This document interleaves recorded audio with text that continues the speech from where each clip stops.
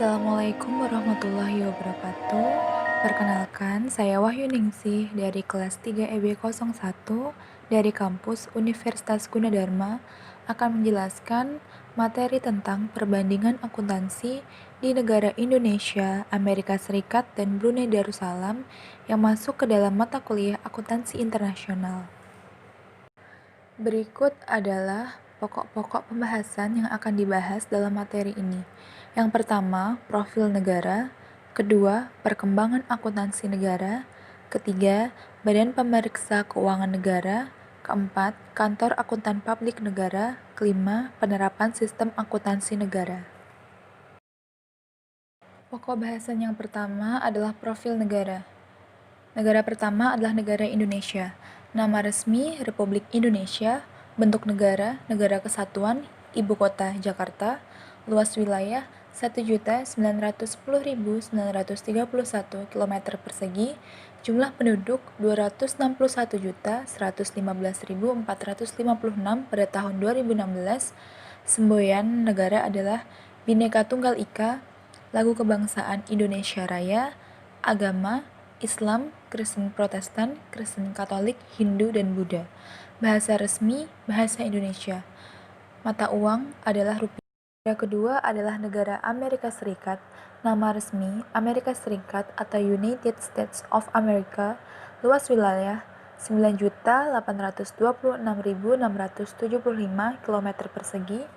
Jumlah penduduk 321.034.355 pada tahun 2015.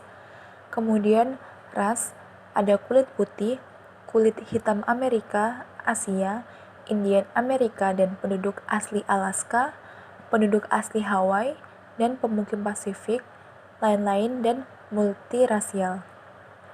Bentuk pemerintahan adalah republik, Presiden Donald Trump, ibu kota di Washington DC, mata uang dolar Amerika Serikat, bahasa resmi tidak ada, bahasa nasional Inggris, agama Protestan, Katolik, Yahudi, Buddha, Islam, Hindu, Unitarian Universalisme, agnostik, dan ateis.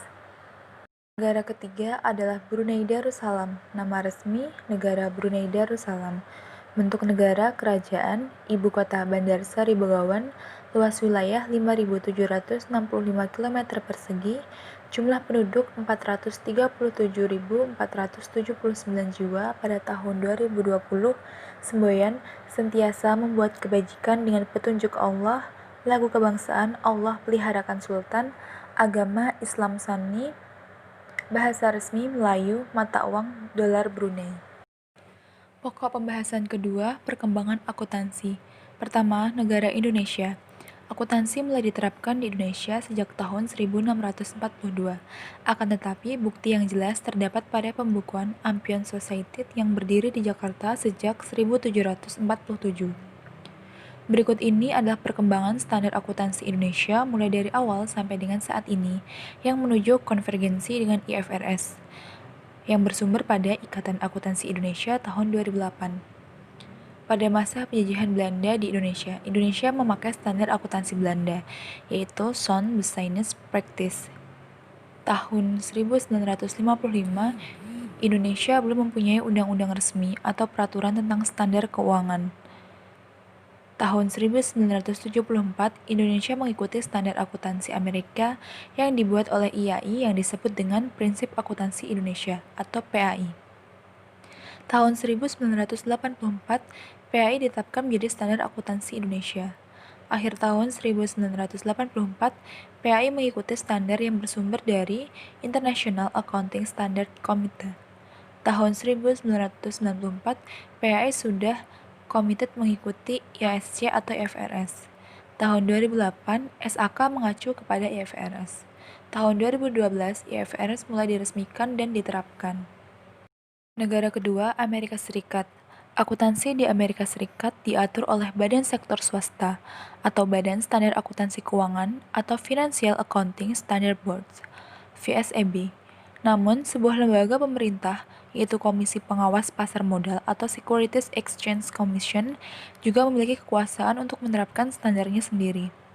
Hingga tahun 2002, Institut Amerika untuk Akuntan Publik bersertifikat badan sektor swasta lainnya menetapkan standar auditing. Pada tahun itu, Badan Pengawas Akuntansi Perusahaan Publik didirikan dengan kekuasaan yang luas untuk mengatur audit dan auditor perusahaan publik. Di Amerika Serikat, dilakukan pengujian dan analisa pada prinsip dan teori akuntansi yang berkembang melalui 4 fase, yakni fase kontribusi manajemen tahun 1900 sampai 1933, fase kontribusi institusi tahun 1933 sampai 1959, fase kontribusi profesional tahun 1953 sampai 1973. Fase politisasi tahun 1973 sampai dengan sekarang. Yang ketiga, negara Brunei Darussalam. Brunei Darussalam Accounting Standard Council didirikan pada tanggal 1 Agustus 2011 melalui penegakan Accounting Standard Order tahun 2010. Tujuan utama dari Accounting Standard Order adalah untuk mengawasi praktek dan profesi di sektor jasa akuntansi oleh akuntan publik, dan untuk memastikan bahwa akuntan publik mematuhi standar dan persyaratan prosedur yang ditentukan dalam kepentingan publik. Dengan adanya laporan keuangan yang standar dan seragam, akan memudahkan hal-hal yang berkaitan dengan manajemen keuangan, seperti mendapatkan pinjaman dari lembaga keuangan, serta dalam proses kepailitan. Dewan Standar Akuntansi Brunei Darussalam akan menerbitkan Standar Akuntansi Brunei Darussalam untuk semua entitas non-publik yang berlaku mulai 1 Januari 2018.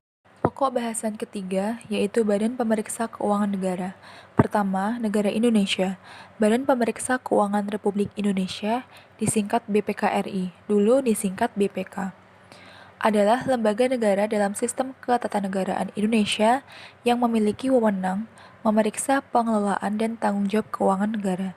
BPK bertugas memeriksa pengelolaan dan tanggung jawab keuangan negara yang dilakukan oleh pemerintah pusat, pemerintah daerah, lembaga negara lainnya, Bank Indonesia, bank usaha milik negara, badan layanan umum, badan usaha milik daerah, dan lembaga atau badan lain yang mengelola keuangan negara. Badan Pemeriksa Keuangan (BPK) saat ini telah memiliki kantor perwakilan pada 34 provinsi di Republik Indonesia. Kantor perwakilan tersebut bertempat di ibu kota provinsi. Negara kedua adalah negara Amerika Serikat. Government Accountability Office adalah badan pemerintah cabang legislatif yang menyediakan jasa audit, evaluasi, dan investigasi untuk Kongres Amerika Serikat. Badan yang didirikan pada tahun 1921 ini merupakan lembaga audit tertinggi pemerintah federal Amerika Serikat, sering disebut pengawas Kongres. GAO memeriksa bagaimana uang dari pembayaran pajak digunakan dan memberi Kongres serta lembaga federal berupa informasi objektif dan andal yang dapat membantu pemerintah dalam mengatur keuangan dan bekerja lebih efisien. Negara ketiga adalah Brunei Darussalam. Departemen Audit Brunei Darussalam didirikan pada tahun 1935 selama administrasi pemerintah kolonial Inggris. Lembaga audit tertinggi Brunei Darussalam didirikan atas dasar hukum, di mana auditor jenderal harus ditunjuk oleh kepala negara. Lembaga audit tertinggi Brunei Darussalam memiliki wewenang untuk mengaudit entitas yang dimiliki atau dikelola oleh pemerintah kerajaan dan mengaudit keuangan pemerintah kerajaan. Lembaga audit tertinggi Brunei Darussalam melakukan audit keuangan, kinerja, kepatuhan, dan IDP sesuai dengan hukum audit. Pokok bahasan keempat yaitu Kantor Akuntan Publik Negara. Pertama, Negara Indonesia. Beberapa KAP yang terdapat di Indonesia. 1. BKD, 2. BDO USA, 3. CBIZ, 4. Crowe Howard, 5. Deloitte, 6. Ernst & Young, 7. Grant Thornton, 8. KPMG, 9. PwC, 10. RSM. Negara kedua, Amerika Serikat. Deloitte Touch Tohmatsu Limited adalah kantor akuntan publik asal Inggris. Ini masuk ke dalam The Big Four karena penghasilannya yang sangat besar. Pada tahun 2018, revenue atau keuntungan Deloitte mencapai 43,2 miliar USA, meningkat sebesar 11,3%. PwC, PricewaterhouseCoopers, gabungan antara kantor akuntan publik Price Waterhouse dengan Coopers and Lybrand. Lahirlah PwC pada tahun 1998 di London, Inggris. Ernst Young juga merupakan hasil merger sejumlah kantor akuntan publik Ernst Whitney dengan Arthur Young yang terjadi pada tahun 1989. Lahirlah Ernst Young atau EY yang saat ini masuk ke dalam peringkat ketiga dari The Big Four. Kantor akuntan publik asal Inggris ini memiliki pendapatan hingga 34,8 miliar US dollar di tahun 2018. Negara ketiga adalah Brunei Darussalam. Gambar yang pertama adalah bangunan lama Jabatan Audit pada tahun 1965 di Jalan Residensi Bandar Seri Begawan. Gambar yang kedua adalah bangunan Bahirah, Jabatan Audit sejak tahun 1967, sekarang di Jalan Dewa Majelis, Bandar Seri Begawan. Pokok bahasan yang kelima, penerapan sistem akuntansi negara. Negara pertama, negara Indonesia. Sistem akuntansi di Indonesia diatur melalui Pernyataan Standar Akuntansi Keuangan yang disusun oleh Dewan Standar Akuntansi Keuangan. Sistem ini diadopsi dari standar keuangan yang dibuat oleh International Accounting Standards Board. Pengaturan akuntansi Indonesia oleh Ikatan Akuntan Indonesia di bawah pengawasan Departemen Keuangan. IAI membawahi Institut Akuntan Publik Indonesia, menyusun standar akuntansi keuangan dan standar profesional akuntan publik. IAI dibentuk pada tanggal 23 Desember 1957. Pada tahun 1972, IAI bekerjasama dengan Badan Pembina Pasar Uang dan Modal membentuk panitia penghimpun bahan-bahan dan struktur GAP dan struktur GAS. Pada tahun 1964, IAI mengadopsi standar IASC yang dituangkan dalam PSAK yang berlaku pada 1 Januari 1995.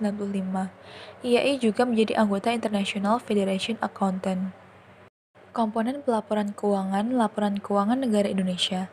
1. Neraca. 2. Laporan laba rugi komprehensif. 3. Laporan perubahan ekuitas. 4. Laporan perubahan posisi keuangan yang dapat disajikan berupa laporan arus kas atau laporan arus dana. Kelima, catatan dan laporan lain serta materi penjelasan yang merupakan bagian integral dari laporan keuangan. Negara kedua adalah Amerika Serikat. Di Amerika Serikat, prinsip akuntansi yang berlaku umum, biasa disingkat dengan US GAAP. GAAP adalah aturan akuntansi yang digunakan untuk menyiapkan, menyajikan, dan melaporkan laporan keuangan untuk berbagai entitas, termasuk publik yang diperdagangkan dan swasta yang diselenggarakan perusahaan, non-organisasi nirlaba, dan pemerintah. Prinsip-prinsip akuntansi yang diterima secara umum terdiri dari seluruh standar aturan dan regulasi akuntansi keuangan yang harus diperhatikan ketika menyusun laporan keuangan. Karena FASB dan SEC mempertimbangkan untuk mengubah GAAP Amerika Serikat dari standar berdasarkan aturan menuju standar berdasarkan prinsip. Umumnya, GAAP termasuk lokal yang berlaku di framework akuntansi. Akuntansi terkait hukum, peraturan, dan standar akuntansi.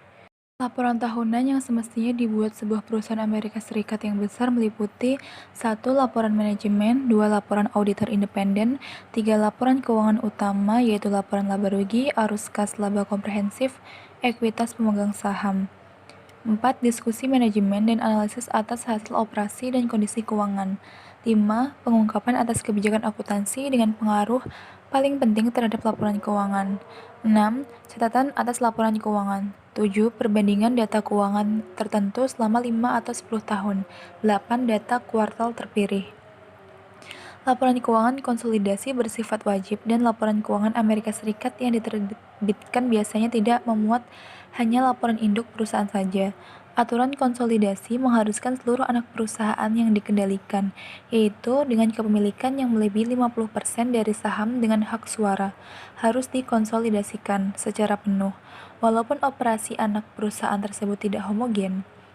Laporan keuangan intern atau kuartalan diwajibkan untuk perusahaan yang sahamnya tercatat pada Bursa Efek Utama.